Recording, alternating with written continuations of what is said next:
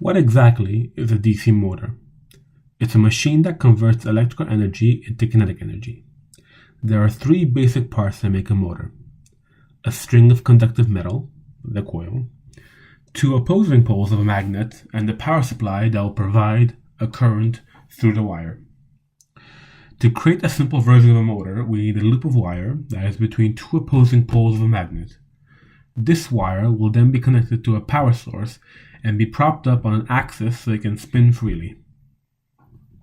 When the current is present within the magnetic field, a force will be produced. The direction of this force can be determined using Fleming's left-hand rule.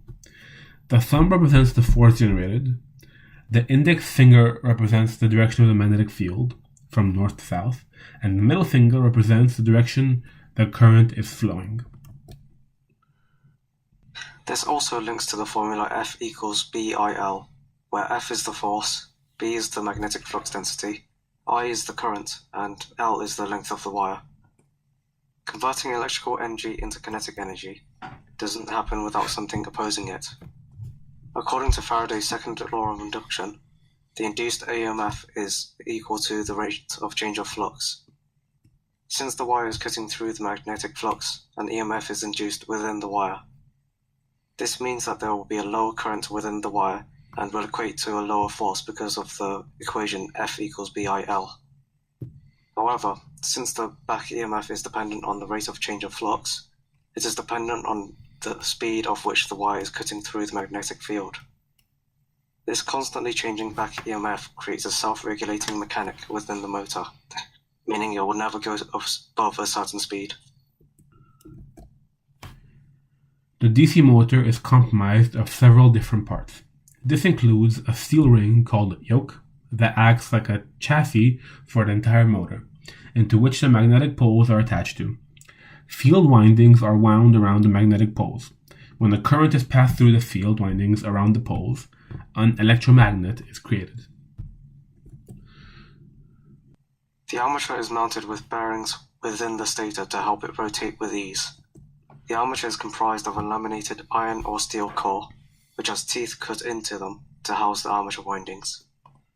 The armature windings are the parts that conduct electricity.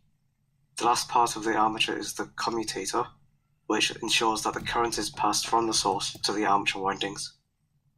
This commutator has a job of making sure the current is always flowing through the armature windings.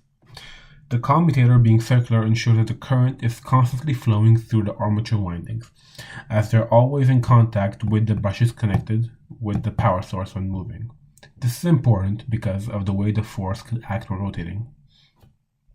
If the commutator wasn't there, the force would be changing direction every time the armature rotates, 180 degrees.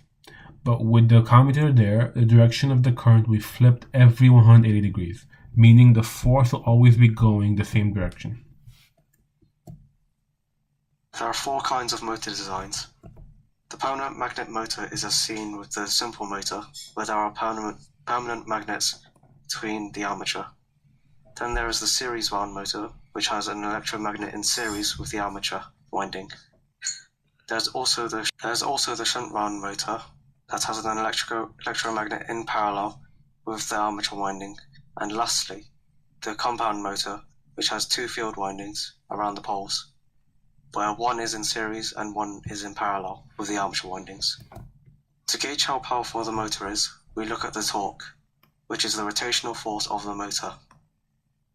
Torque is equal to the EMF of the power supply times the current in the armature winding, all divided by 2 pi times the revolutions per second of the armature. Torque is measured in Newton meters. In conclusion, the way that a simple model of a motor relates to a DC motor is with the movement of the loop of wire. This loop of wire acts like the armature of a DC motor.